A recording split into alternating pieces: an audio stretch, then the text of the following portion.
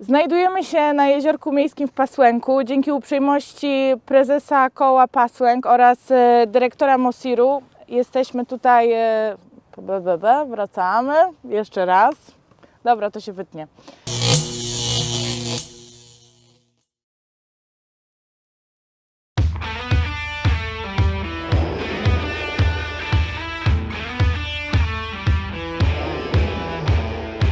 Witam wszystkich serdecznie na kanale Preston Innovations Polska, z tej strony Patrycja Pawlikowska. Zapraszam Was na dzisiejszy film, mam nadzieję, że złowimy kilka fajnych ryb, a jeżeli nie, no to wiadomo, nie jest to najważniejsze, szczególnie o tej porze roku, bo mamy dosyć zimno. W filmie opowiemy o podstawach odległościówki, mam nadzieję, że przekażę Wam wiele cennych wskazówek, aby Wam ułatwić wędkowanie na przyszłość. Zapraszam na film.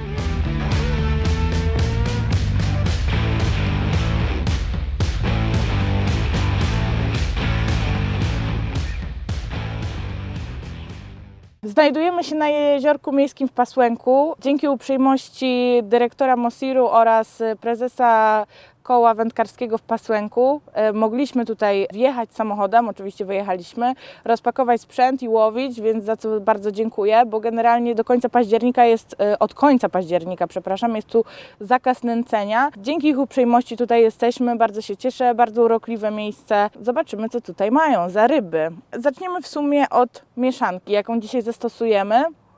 Będzie to tak, mieszanka ziemi, gliny wiążącej i gliny rozpraszającej.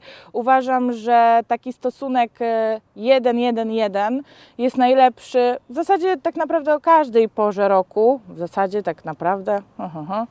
Fajnie, fajnie. Stylistyka pani z polskiego byłaby pała. Kolor mieszanki, jak tutaj widzicie, tych glin jest czarny. Uważam, że jest to bardzo bezpieczny kolor jak na taką późną porę roku, tym bardziej, że tutaj tak naprawdę nigdy nie łowiłam. Z opowieści tutaj miejscowych są pojedyncze leszczyki, liny, mogą się trafiać, płotki, wiadomo, wszelkiego tutaj rodzaju białoryb, aczkolwiek nie mamy pewności, że coś dzisiaj złowimy. Z racji tego, że już jest naprawdę, noce są zimne, dzień jest zimny, więc te ryby różnie reagują gdzieś tam na nasze nęcenie, łowienie. No miejmy nadzieję, że nam się uda. Czyli glina jest generalnie dosyć lekka, ciemna, ponieważ mamy tu około 2 metrów wody po wstępnym wygruntowaniu. Będziemy łowić 33 metry od brzegu, licząc oczywiście z długością wędki. No jest to taka optymalna długość, myślę. Zobaczymy, co nam tutaj ta woda pokaże. Nie znam jej, więc optymalnie podeszłam do tego, żeby w granicach tego 30 metra tutaj łowić. Zanętę, jaką dzisiaj zastosuję, bo generalnie tak, są dwie szkoły. Jedni mówią, żeby na jesieni gdzieś tam wycofywać się z tej zanęty, stosować jej mniej. Drudzy z kolei twierdzą, że na zimę ryba też chce się najeść, jakby na zapas teoretycznie i gdzieś tam tej zanęty dają więcej. Ja to wypośrodkuję, damy proporcję 1:3, czyli 1 litr zanęty, 3 litry gliny, więc gdzieś jest to tam wypośrodkowane, ni dużo, ni mało, tak uważam, że w zasadzie optymalnie. A jak to pokażą nam ryby, no to zobaczymy. Zanętę, jaką dzisiaj zastosujemy, to jest DM Natural Feeder. Tutaj ma ona nuty, że tak powiem, kolendry wraz z konopią, czyli jest to generalnie zanęta taka, jakby to powiedzieć w sumie, nie jest ona słodka, sama nawet w sobie w zapachu, tylko bardziej taka wytrawna, co uważam, że na tą porę roku jest lepsza. Zawsze na jesieni w ogóle bardzo lubię dodatek kolendry, ponieważ jest on naturalny, nie jestem zwolenniczką atraktorów, tak zwanej chemii, którą się dodaje do zanęty. Niemniej kolendra jest bardzo dobrym dodatkiem tak naprawdę na każdą porę roku i na tak naprawdę każdy gatunek ryb. Gdzieś tam często pomaga mi na rybach, gdzieś tam tą rybę pobudzić. Zresztą sami wiecie, zwyczajną kolendrę po prostu zmielić, którą macie ze sklepu i naprawdę bardzo świetny aromat i taki dodatek wędkarski, który podbija Wam pracę Waszej zanęty. Zanęta jest jasna, dosyć miękka, po przetarciu pewnie z gliną wyjdzie taki lekko brązowy kolor, z racji tego, że to jest glina jest czarna, a to jest jasne. Zresztą sami zobaczycie, namoczymy i coś więcej Wam za chwilkę powiem.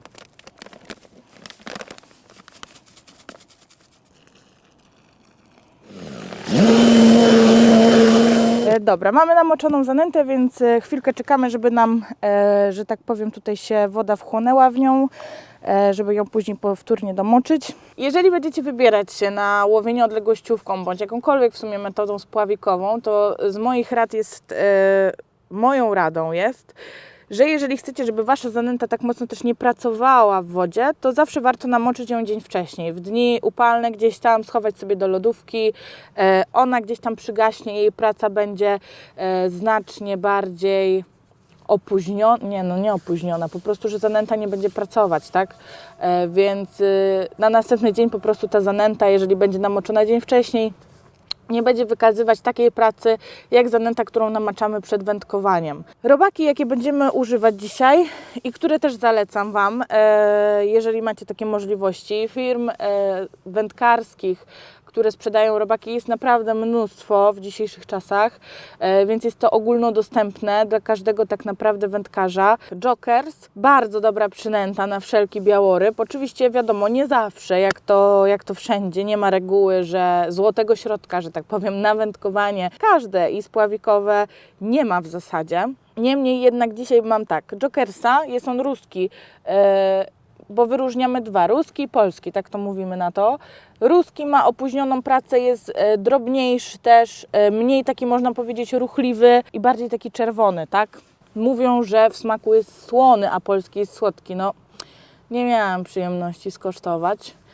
No, może kiedyś się przekonam, nie wiem. Kastera, czyli kokony, tak, już przetworzone białych robaków. Też bardzo fajne, jeżeli na przykład potniecie nożyczkami bądź w takiej maszynce do cięcia, te soki jakby ze środka wychodzą, tak, to białko, fajnie gdzieś tam nam to aromatyzuje naszą mieszankę i też te kastery fajnie się tak uwalniają z tej kulki, jeżeli są w stanie pociętym, tak, w naszej mieszance. Oczywiście wiadomo, nieodzowne to są pinki, białe robaki, różne kolory, tak, to już kwestia gdzieś tam Waszej intuicji, na co ta ryba dzisiaj może weźmie. Ja na dzisiaj mam sam miks pinek kolorowych, dosłownie garstkę, ponieważ nie zamierzam jej dawać do zanęty. Ponieważ uważam, że pinka tak, warto zawsze sobie parzyć pinkę, tak, nie dawać żywej, ja bynajmniej nie lubię dawać żywej, ponieważ pinka jest generalnie robakiem beztlenowym, więc jak ona jest długo w wodzie, jakby można powiedzieć umiera, zapada w taką hibernację, nie rusza nam się ten robak w naszej mieszance, jest jakby jedzenie na dnie z tą pinką parzoną, a gdzieś tam nasza przynęta na haczyku, którą mamy, wyróżnia się, ponieważ ten robak jeszcze się rusza, tak, przez jakiś tam dłuższy czas, zanim on zapadnie w takie uśpienie, tak, czyli nie będzie miał wystarczającej ilości jakby tlenu. I co jeszcze mamy? No i mam oczywiście paczkę czerwonych robaków o numerze 2, na wszelki wypadek, jakby było trzeba zapodać jakąś większą przynętę, musimy być przygotowani na wszystko. Niemniej jednak myślę, że będziemy łowić na pinki bądź grubą ochotkę. Z racji tego, że ochotka jest bardzo bezpieczną przynętą, ryby ją lubią, larwy grubej ochotki. Też jeżeli macie takie możliwości, zamówić sobie troszeczkę tej ochotki na haczyk. Naprawdę potrafi działać cuda w przypadku takiego amatorskiego łowienia, że często ktoś mówi, a pani nie bierze, a na przykład ja pójdę, założę ochotkę i nagle bierze, bo gdzieś tam ryby też już mają przesyt tych pinek, a tak naprawdę ochotka to jest woda to jest ich naturalne miejsce, z którego są pozyskiwane, więc rybom też nie jest to obce. I gdzieś tam naturalniej zachowuje się to w wodzie w przypadku trudnych ryb. Też, żeby opóźnić pracę naszej zanęty, chcemy, żeby ona tak właśnie nie pracowała, nie podbijała, to po namoczeniu możemy ją przetrzeć kilka razy. Ona wtedy tak gaśnie, bo tak jak mówię, wtapiacie tą wodę, można powiedzieć, w te ziarna, które są tutaj zmielone i ta zanęta gdzieś tam zmniejsza swoją pracę, poprzez to zmniejszacie pracy tej zanęty. Tutaj nie mamy jakiegoś większego uciągu, jest to tak naprawdę staw, takie jeziorko, więc nie będę tego doklejać niczym, żeby to nam się fajnie gdzieś tam rozłożyło na dnie, licząc, że ta mieszanka dosyć szybko zwabi nam ryby. Też namaczamy zanętę przed samym łowieniem, więc praca będzie dosyć spora. Jeszcze jak damy tego jokersa, to wszystko, no miejmy nadzieję, że rybki się nam na to skuszą. To teraz tak, dałam tutaj 1/3 gazety Jokersa. No myślę, że jest to koło 200-250, bo w sumie ta gazeta jest dosyć spora. Nie odmierzałam tego matrioszką. Delikatnie z wierzchu mieszamy, żeby fajnie te larwy porozdzielać. Wiadomo, można sobie też użyć rozpraszacza. Mąki kukurydzianej na przykład też bardzo fajnie działa na rozpraszanie. Jeżeli mamy w kiepskiej kondycji Jokersa, ten jest naprawdę w bardzo dobrej, więc sami widzicie, jak to fajnie się miesza i o, jak ładnie wygląda. Pięknie. Boże, no musi coś wziąć na to przecież. Z robakami nie będziemy tutaj udziwniać, czyli dajemy samego Jokersa i samego Castera i zobaczymy, co nam to przyniesie. Miejmy nadzieję, że rybki się skuszą na takie piękne kulki. No i tyle. Kleimy. Ja generalnie, no są dwa sposoby. Albo takie wałeczki lepimy, czyli ja sobie nabieram w jedną rękę i sobie już doklejam. I de facto robię zawsze taki sam rozmiar kul. Plus, minus, no, że mogą się kapkę różnić. Czyli już to jest na wyczucie. A są osoby, które też lubią lepić okrągłe kulki. No to już jest kwestia indywidualna, jak Wam się lepiej strzela. Ja w sumie od początku mojej przygody z odległościówką jestem nauczona robić takie wałeczki. I takie też robię. Fajnie one wchodzą w mieszek, więc o, taka oto kulka. Nie dodaję żadnego kleju, bo fajnie dosyć nam się to klei samo z siebie. Też nie jest zbyt klejące, więc doleci elegancko nam do dna i się fajnie po chwili pewnie rozłoży, więc o, i takie oto kulki mamy. Ładne. Jeśli chodzi o gruntowanie, bo jest to dosyć ważne, żebyśmy nie zaznaczali tego mniej więcej, a żeby to było dosyć precyzyjne. Wiadomo, sama w sobie metoda odległościowa nie jest aż tak metodą precyzyjną, ponieważ na takiej odległości nie jesteśmy w stanie wychwycić jakichś tam szczegółów. Niemniej gruntowanie, no tak jak i topienie żyłki, jak i nęcenie jest no, jednym z głównych czynników, czy połowimy, czy nie. Przypon, jaki założyłam, to jest 25 cm. Uważam, że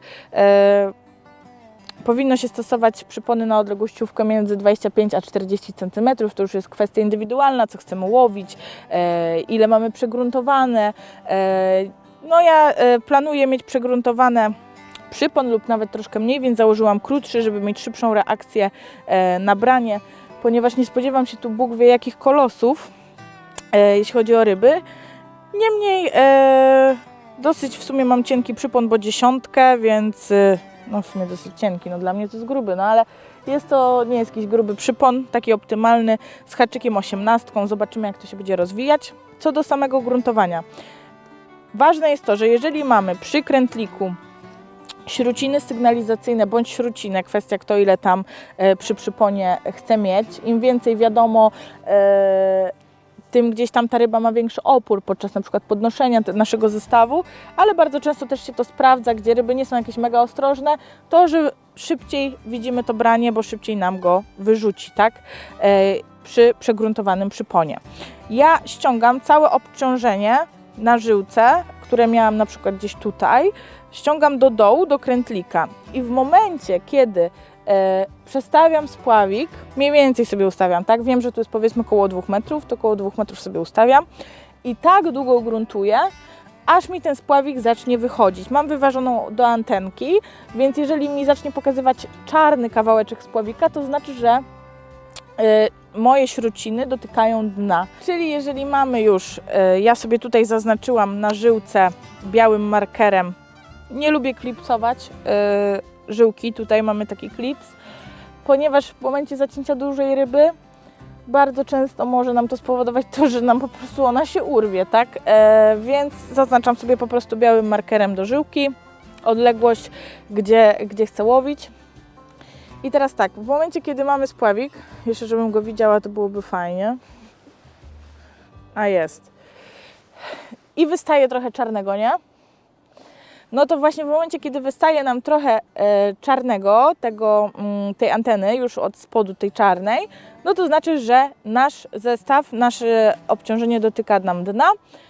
No i teraz musimy zjeżdżać do tego momentu po tam kilka centymetrów, nie Bóg wie jakie tam odległości, tylko po kilka centymetrów w dół, aż spławik będzie miał swoją wyporność, taką jak go wyważyłam wcześniej.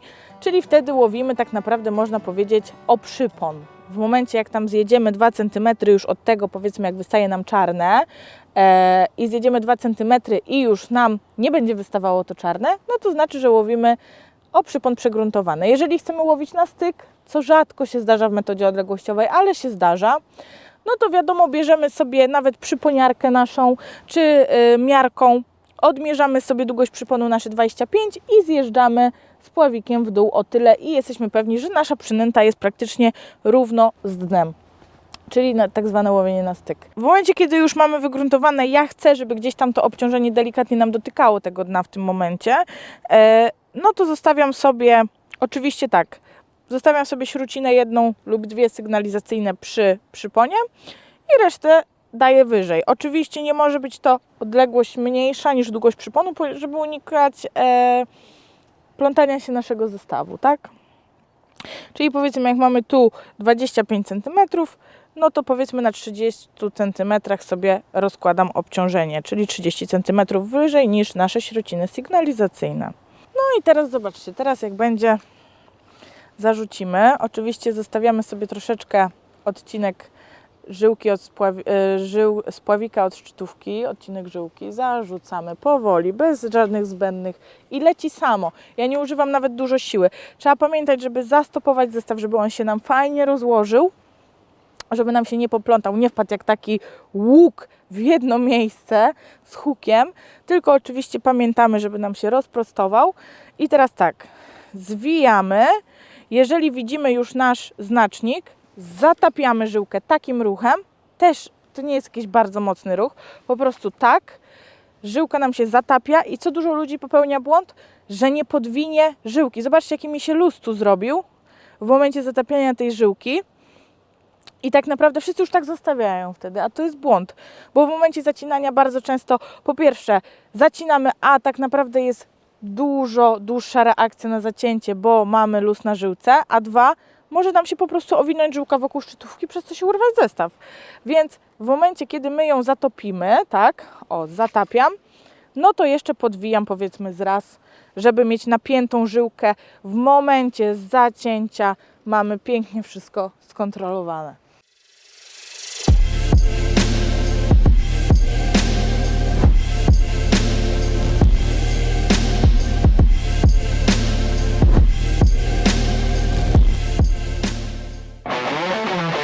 Przechodzimy do nęcenia, więc oczywiście kulki mamy ulepione, proca w rękę.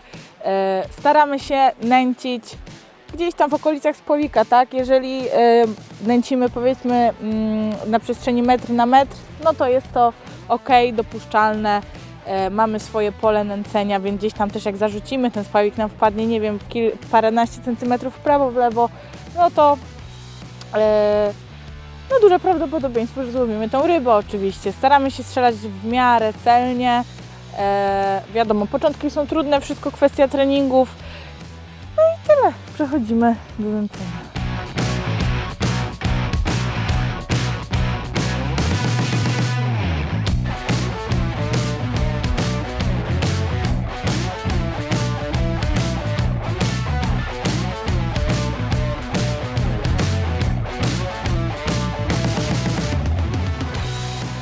Ryba, nie jakaś kolosalna. Generalnie podczas holowania tu mamy małą rybę, tak?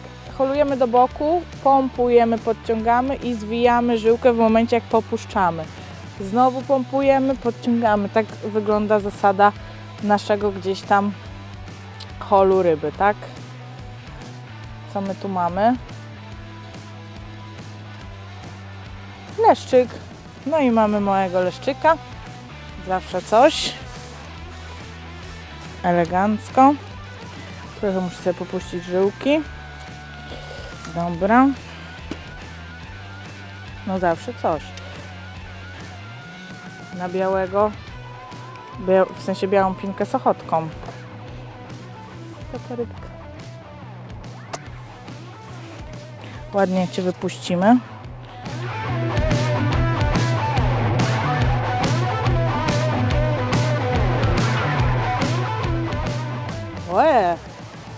Będzie fajna ryba. Może nie jakaś olbrzymia, ale teoretycznie wydaje mi się, że może i większa. Ten sam rozmiar, nie wiem czy to nie ta sama, ale jaka wariatka. No ale jest. Leszczyków tu jest sporo, Wam powiem. Takie sportowe rybki. Nie no, większy troszkę. To ryba to większy, słuchaj. Ładnie wypuścimy. Tak niefortunnie się... płynie rybko. Teraz opowiem Wam troszeczkę o wędkach, jakich używamy do łowienia metodą odległościową. Wyróżniamy generalnie 3 długości wędek, 3,90, 4,20 i 4,50.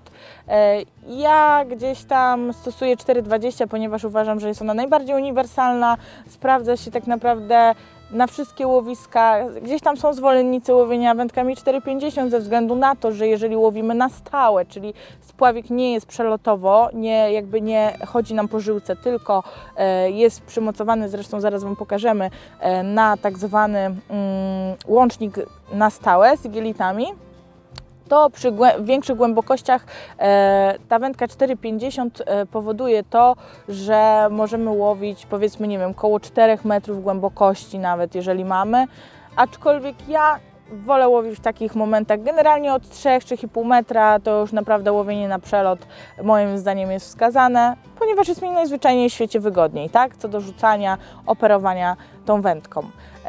Niemniej jednak są 2 szkoły i każda z nich jest też jak najbardziej poprawna. Kwestia już gdzieś tam Waszych możliwości, przyzwyczajeń, czy tak jak Wam po prostu najzwyczajniej w świecie pasuje. Co do akcji wędek, też wyróżniamy 2 akcje wędek, szczytową i paraboliczną. Szczytowa wędka gdzieś tam nam pracuje od szczytówki do połowy wędki, paraboliczna to gdzieś już 3/4 wędki. Wiadomo, im miększa wędka, teoretycznie tym więcej błędów nam wybacza, ze względu na to, że jak holujemy rybę gdzieś tam, zacinamy w bok, co też będę Wam pokazywać, jak to robimy, to wiadomo, im miększa, tym większą mamy amortyzację i gdzieś tam mniejsze prawdopodobieństwo, że ta ryba nam się zepnie, tak, przy jakimś naszym nieudanym ruchu. Ja oczywiście łowię na model Supera X 4,20, 8-18 gramów. Tutaj fajne jest to w tej wędce, że tak jak widzicie, że mamy tutaj fajną tą rękojeść przyciętą, czyli że w momencie zarzucania nawet wędki nie mamy okrągłej tutaj rękojeści, tylko mamy wyprofilowaną bardzo fajnie. Też wydaje mi się, że neopren jest mniej podatny na zniszczenia, tak jak tutaj mamy większą ilość neoprenu niż samego korka i takiej eksploatacji. Fajne jest to, że mamy uchwyt na haczyk, takie oczko na haczyk.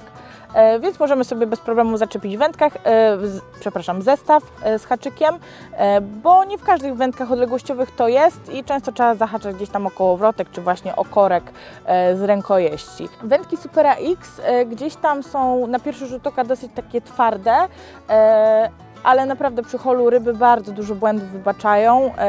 Zresztą pokazały mi to Mistrzostwa Polski w Szymanowicach, gdzie było tylko łowienie odległościówką tak naprawdę. I naprawdę te leszcze, nawet miałam jesiotra gdzieś tam, który no niestety odebrał mi medal z tych Mistrzostw Polski, ale był tak potężny, niestety żyłka na przyponie, którą miałam dobraną i gdzieś tam mój brak doświadczenia w łowieniu takich ryb, stricte jesiotrów, bo no nie łowimy tego na co dzień tak naprawdę, no się spiął i zabrał mi moje marzenie o kolejnym medalu, ale wiadomo, nie wszystko można mieć, także bardzo się cieszę, że i tak w sumie udało mi się zająć 5. miejsce. Ponieważ wiadomo, łowienie tyczką jest fajne, ale wydaje mi się, że dużo więcej radości sprawia łowienie odległościówką, ponieważ dostarcza nam znacznie więcej wrażeń, tak? Gdzieś tam łowimy daleko, musimy się troszeczkę bardziej, wydaje mi się, napracować niż przy łowieniu stricte tyczką w sumie. Tyczką po prostu. Jeśli chodzi o wędki na przykład 3,90, o długości 3,90, są one lepsze w operowaniu na pewno, jeżeli mamy do czynienia z łowieniem na wąskich na przykład kanałach, tak? Łatwiej nam zarzucać, nie musimy daleko rzucać, powiedzmy, nie wiem, w granicach 20-25 metra, natomiast wędki 4,20 na przykład są do łowienia, tak, no myślę, że gdzieś do 40 metrów od brzegu. No z racji tego, że nie ma, ja na przykład nie mam potrzeby łowić, nie wiem, na 50 metrze, tak, no to łowię wędkami 4,20, ponieważ spełniają one jak najbardziej moje oczekiwania. Z reguły łowię gdzieś tam w Polsce, jak jeździmy nawet na zawody, między 30 a 40 metrem właśnie i badamy to dno oczywiście, jak to tam wszystko wygląda i na jakim metrze są ryby, na którym metrze są ryby. Jeszcze mogę wspomnieć, że wędki Supera X są smukłe w blanku, przez co też gdzieś tam nie łapią nam tyle wiatru podczas zarzucania, jeżeli mamy do czynienia z takimi dosyć ciężkimi warunkami pogodowymi, bo nie zawsze jest tak jak dziś, czyli słonecznie i flauta.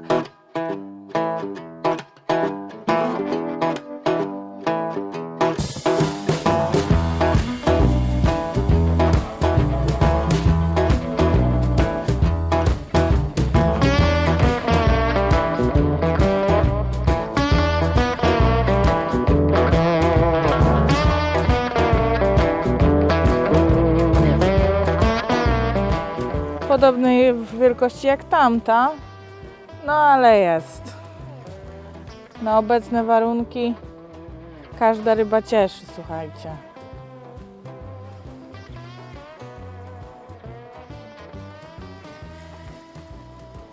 O, mamy rybkę. Takie sportowe te leszczyki tutaj Wam powiem. Na zawody. Super sprawa. Dobra. No już. Jeden rozmiar. Całujemy. Na szczęście. Może spełni moje życzenie. Płynie rybko. O, mamy rybę. Znowu ten sam sort, ale jest. No ryba nie będzie kolosalna, ale zawsze jakaś tam jest. Wszystko jeden rozmiar, no nie, ten jest mniejszy niż poprzedni. Mamy tutaj taką piękną jesienną płotkę, no niestety nie mamy filmu z holu, bo niestety spadł nam dron, najprawdopodobniej do wody niestety i no gdzieś tam pomiędzy szukaniem tego drona trafiła się nam ta piękna płotka.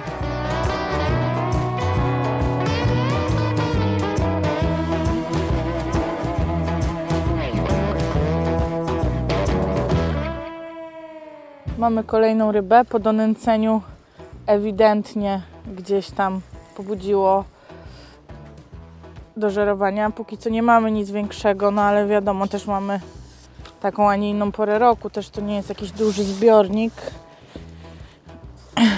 więc pewnie te duże okazy są gdzieś tam pochowane. No i mamy taką piękną płoteczkę. Wypuszczamy ją do wody.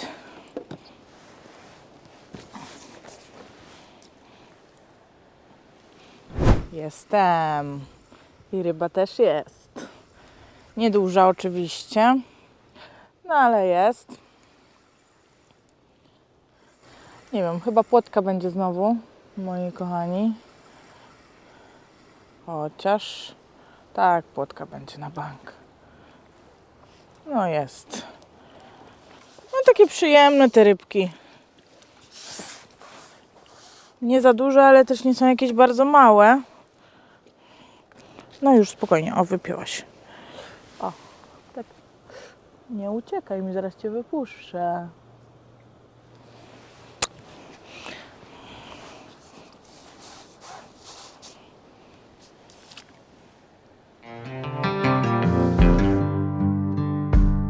Co do kołowrotków, to oczywiście ja mam tutaj założone Centrisy o rozmiarze 4000. Gdzieś tam ta szeroka szpula zapobiega nam skręcaniu żyłki. Zawsze używałam 4000, uważam, że mniejszy 3000. Czy jest mi potrzebny? Myślę, że nie. Jestem tak nauczona w sumie od samego początku łowić na 4000 i jest to jak najbardziej dla mnie optymalne. Co do właśnie żyłek, bo to jest bardzo ważne. Żyłka do odległościówki musi być tonąca. Bardzo często jest napisane na niej sinking. Tak, z angielskiego to jest chyba topić się. Więc muszą być żyłki tonące. Z reguły są to żyłki ciemne, o ciemnych kolorach. I teraz tak, średnice, w sumie mamy żyłki od 0,14 do 0,22. 0,14 do 0,18 najczęściej ja stosuję w metodzie na stałe lub w zestawie czeskim, natomiast już 20 i 22 do slidera, tak? Też do slidera uważam, że wędki paraboliczne, czyli o tej właśnie większej pracy, gdzie 3/4 wędki nam tak naprawdę pracuje de facto od samej rękojeści, no to pozwala nam to, że przy zarzucaniu zestawu, bo kwestia też kto jaką ma technikę zarzucania, tak? To też o tym opowiemy za chwilkę. Gdzieś tam bardziej nam się ten zestaw ładuje przy wędce parabolicznej, jak ona jest miękka, czyli ten zestaw nam się tak ładnie wyrzuca, idzie za nas i sam tak naprawdę bez jakiejś większej siły leci bardzo, bardzo daleko. Natomiast dzisiaj omawiamy metodę na stałe, bo jest ona najprostsza, dla początkujących przede wszystkim, żeby Wam pokazać, jak to wszystko wygląda. Oczywiście slider to już jest bardziej dla zaawansowanych wędkarzy, niemniej mam nadzieję, że kolejny film zrobimy właśnie na przykład o sliderze. Co do żyłki, właśnie, żyłka musi być tonąca, tak jak mówiłam wcześniej, i bardzo fajnym sposobem jest tak, żyłkę zawsze nawijamy na mokro. Gdzieś tam żyłka ta nasza troszeczkę wchłonie wody. Ja zawsze robię tak, że do miski wlewam sobie wody, troszeczkę płynu do naczyń. Wiadomo, płyn do naczyń nam odtłuszcza naszą żyłkę, więc bardzo ważne jest to, żeby żyłka była odtłuszczona, ponieważ w momencie zatapiania żyłki, jak ona nie będzie odtłuszczona, nie będzie nam się po prostu topić i będzie robił nam się przysłowiowy balon, co robi gdzieś tam nam luzy na zestawie, że w momencie zacięcia w ogóle ten spławik jest w innym miejscu niż nęciliśmy, więc tonięcie żyłki jest bardzo ważnym aspektem w metodzie odległościowej, więc fajny tip jest taki, że jeżeli nawijamy żyłkę na kołowrotek i szpulę sobie wrzucamy do wody z płynem do naczyń, to fajnie jeszcze sobie wziąć na przykład wacik namoczony płynem do naczyń i w momencie nawijania, czyli mamy, że w jednej ręce trzymamy wacik i wędkę i sobie nawijamy i ta żyłka nam się odtłuszcza cały czas w momencie gdzieś tam, gdzie ten wacik przechodzi nam przez ten wacik nasączony tym płynem do naczyń i wtedy gdzieś tam mamy pewność, że ta żyłka jest odtłuszczona. Co nam jest potrzebne w ogóle do zrobienia zestawu na odległościówkę w metodzie na stałe, czyli w sumie w zasadzie tak do około 3 metrów głębokości, plus minus wiadomo, tam parę centymetrów. No to tak, łącznik na stałe, który zaraz Wam pokażemy, śruciny, krętlik i spławik. Wiadomo, 4 rzeczy w zasadzie, no i przypon, tak, no żebyśmy mieli na co zahaczyć naszą przynętę. Więc w zasadzie nie ma tego dużo, a sprawia nam tyle frajdy łowienie odległościówką, bynajmniej mi. Co do technik nęcenia są dwie. Jedni robią to na wyczucie, oczywiście potrzebna jest nam proca, no i wiadomo, nasza zanęta, czy tam glina, czym tam będziemy nęcić. Więc tak, jedni robią to na wyczucie, czyli kulki gdzieś tam już po iluś wystrzelonych seriach kul robią to intuicyjnie, że mniej więcej one są podobnej wagi, tak? Ponieważ powoduje to, że jeżeli kulki mamy równe, mamy lepszą celność strzelania, tak? Ja jestem zwolenniczką tego, że na przykład robię sobie z reguły jeden rozmiar kul, mam już to gdzieś tam wypracowane i po prostu sobie dobieram tylko gumy do proc, czyli na przykład jeżeli chcę strzelić dalej, to mam twardszą gumę do procy, jeżeli chcę strzelić bliżej, no to mam miększą gumę do procy, tak? Natomiast są też tacy, co mają jedną procę do wszystkiego i sobie ważą kulki, że na przykład kulka na któryś tam 40 powiedzmy metr ma 100 gram, to oczywiście jest przykładowe, a na 35 ma na przykład 120 gram, czyli wiadomo, przy tym samym napięciu ta kulka poleci nam bliżej, bo automatycznie ma większą masę, więc wiadomo, jest cięższa, więc poleci nam te kilka metrów bliżej. To już jest kwestia indywidualna, kto jak woli. Ja nie ważę kulek, no ale to też nie jest błąd oczywiście. Dużo bardzo dobrych wędkarzy ma wagę gdzieś tam na półeczce, waży sobie kulki i jest to jak najbardziej skuteczne. No i w sumie tyle. Jest to jak najbardziej skuteczne. Dobra, no to tak, jeśli chodzi o zestaw, no to wiadomo, mamy łącznik, który mamy na stałe, Oczywiście bardzo ważne jest to, że jeżeli już sobie wygruntujemy ten zestaw, tak jak mówiłam wcześniej, żeby pamiętać, jak już mamy zaznaczony ten swój grunt, na którym chcemy łowić, żeby owinąć wokół tego krętlika bądź innego łącznika, jaki tam mamy, żyłkę, żeby nam się po prostu nie przesuwał ten łącznik wraz z tymi igielitami.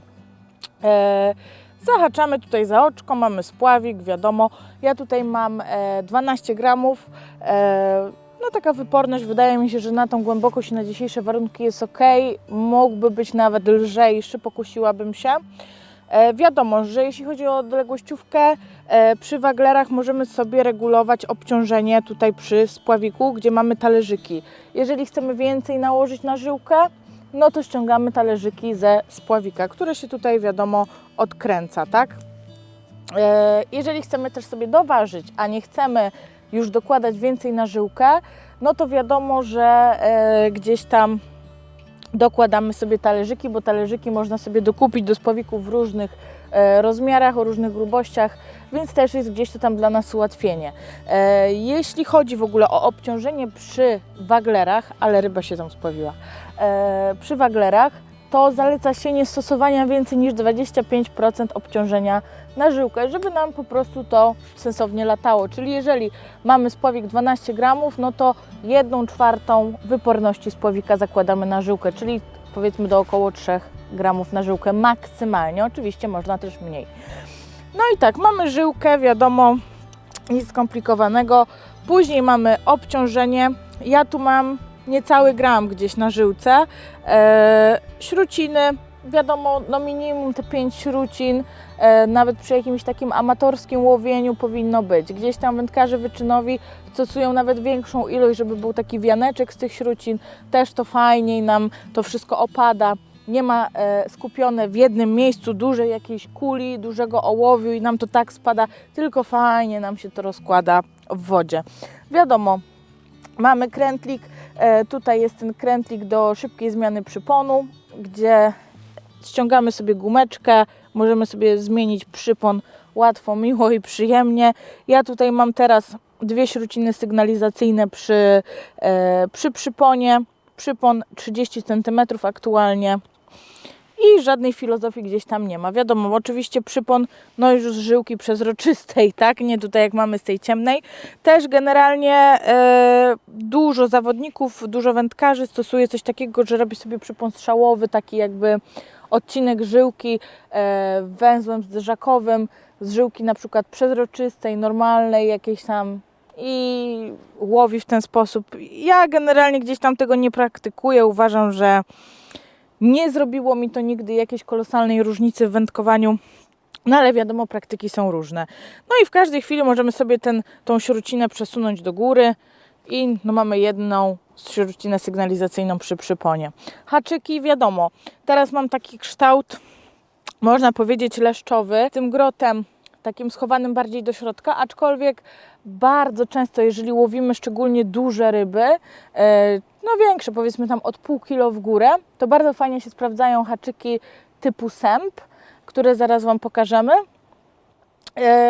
Do metody odległościowej są bardzo mocno preferowane. Oczywiście też używam normalny, z zaokrąglonym kopytkiem. To jest model N10 bodajże, na przykład z Prestona, też bardzo fajny model haczyka, gdzieś tam na delikatniejsze warunki, delikatniejsze brania.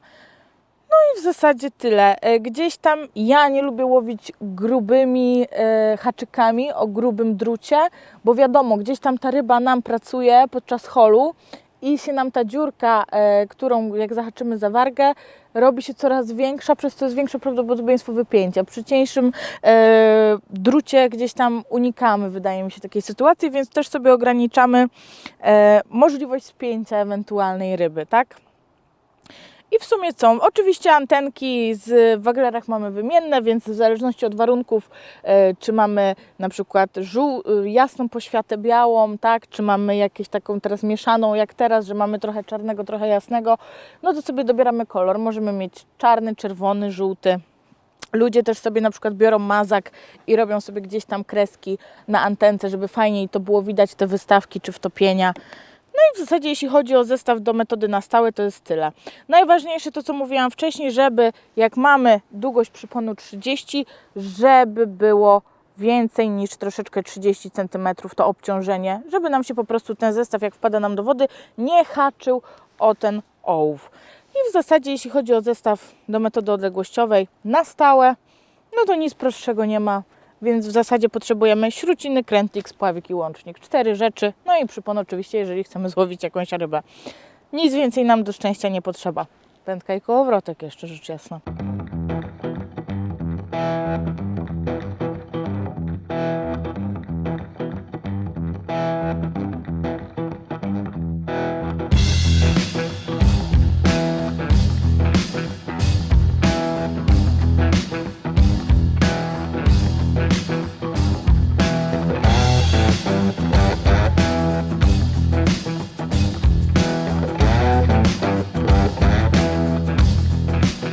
Tak jak mówiłam, przy zacinaniu i przy holu spokojnie do boku podciągamy i już jak jesteśmy przy brzegu, to do góry. O, leszczyk. Dawno Ciebie nie było, kolego. O.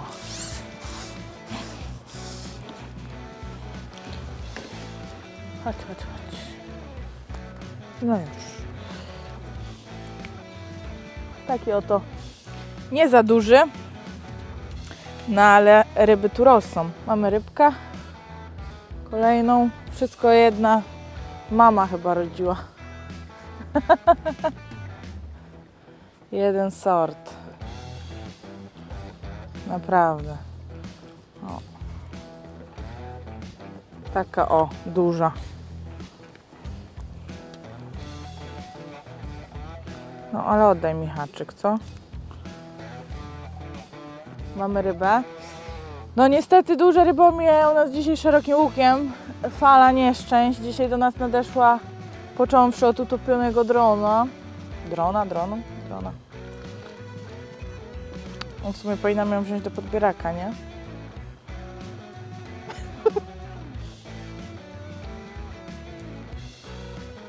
Jest ryba. Nagrywasz? A. No jest kolejna rybka. Jak widzicie, naprawdę no jeden rozmiar. O, to tym razem płotka. Ogólnie zaszczyciły nas od czasu częstszego donęcania seriami płoteczki. No ta to w sumie najmniejsza chyba. Najmniejsza ze wszystkich. Dobra.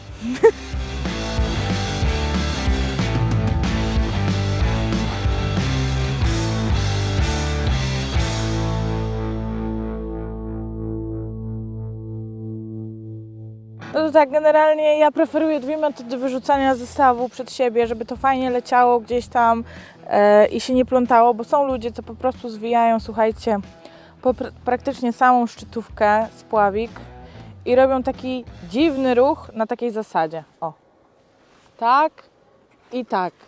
No ja nie umiem tak rzucać, generalnie, więc uważam też, że to nie jest wcale takie dobre rzucanie pod względem chociażby jakości przynęty, tak? Bo gdzieś tam jest większa znacznie ta siła wyrzutu. O, zobaczcie, miałam cały pęczek gdzieś tam ochotek założona, zostały mi chyba z 2 albo 3. Więc gdzieś tam nie jest dobra metoda. Według mnie oczywiście, no chyba, że łowimy i ktoś ma rzeczywiście w tym wprawę i łowimy, nie wiem, na jakąś dużą przynętę, jakieś białe gnojaki, gdzie gdzieś tam ta nasza siła nie wpływa na jakość tej przynęty, finalnie dolatując do miejsca docelowego naszego łowienia. Ja to robię tak, że zostawiam sobie taki gdzieś odcinek żyłki, nie wiem ile to jest, z pół metra, może nawet czasami troszkę więcej i normalnie biorę powoli za siebie i wyrzucam. I to samo leci, słuchajcie. Więc stopujemy oczywiście żyłkę ręką czy tam palcem. No ja nie umiem palcem, ale robię to jakby ręką, żeby ten zestaw nam się fajnie rozłożył. I też to jak najbardziej działa. No tak jak mówiłam, oczywiście ściągamy. Tu mamy znacznik, więc robię tak, jeszcze raz i łowię w swoim miejscu nęcenia. Trzecia metoda to jest taka, która też jest dosyć dobra, aczkolwiek dopiero się, można powiedzieć, jej uczę, że zostawiamy sobie dłuższy odcinek żyłki i robimy to tak, to federowcy tak robią, że tak wyrzucają tak jak koszyk i to samo się to ładuje i to samo leci, słuchajcie. O, stopuje i się ładnie rozłożył zestaw, tak? Więc z tych wszystkich 3 metod uważam, że te 2 są najlepsze, bo w tej 3 metodzie szczególnie, tylko że to trzeba bardzo dokładnie zrobić, żeby gdzieś tam ten zestaw, jak go ładujemy, on ładnie wracał gdzieś tam przy naszej wędce, tak? Żeby to po prostu ładnie równo leciało. Tak jak mówię, że sobie musimy go rozhuśtać, tak, wraca nam i on się sam ładuje, ja żadnej siły nie używam. A to leci na, nie wiem, 45 metr aktualnie, tak? Gdzie to jest 12 gram spławik, więc naprawdę bardzo dobra metoda rzutu. No ja gdzieś tam nauczona już od samego początku, to zostawiam sobie między pół metra a metr i po prostu uspokajam sobie zestaw i sama go sobie zza pleców kontroluję i też wyrzucam i też on leci bardzo daleko, nie? Więc no z tych wszystkich gdzieś tam metod uważam, że te 2 są najlepsze, bo jeśli chodzi o tą pierwszą, to płotka elegancka. Taką mamy piękną płoteczkę. Tak naprawdę no już mamy dosyć takie popołudnie, więc pewnie zaraz będziemy kończyć. Niestety no nie udało nam się złowić żadnego bonusa, ale no zabawy mieliśmy trochę tych ryb złowiłam też, no tylko wiadomo, wielkość nie jest powalająca, ale no wybraliśmy też takie miejsce z uwagi na to, że ryb tutaj jest dużo i mnie nie oszukali, ale niestety te duże dzisiaj nie chciały nam brać.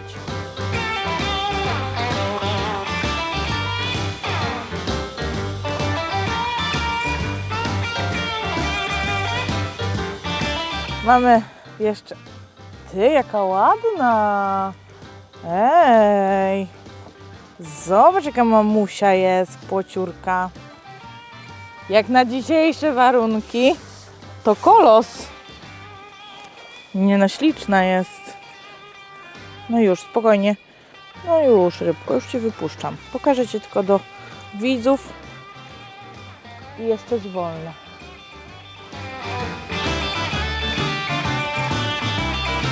No i tym oto pięknym akcentem kończymy dzisiejsze wędkowanie moją ostatnią rybą. No oczywiście nie jest zbyt dużą, tak jak mówiłam wcześniej, ale ryb naprawdę tu jest masa. To sami widzicie, o, kolejna płotka. O. I tym oto, ale spokojnie, tym oto akcentem kończymy nasz dzisiejszy film. Mam nadzieję, że Wam się podobało. Kończymy dzisiejsze wędkowanie. Mam nadzieję, że Wam się podobało i moje wskazówki przydadzą Wam się i zaprocentują w przyszłości. Mam taką nadzieję. Dziękuję, że dotrwaliście do końca. Pamiętajcie, żeby zasubskrybować nasz kanał na YouTubie. I co? Widzimy się w kolejnym odcinku. Wszystkiego dobrego. Trzymajcie się.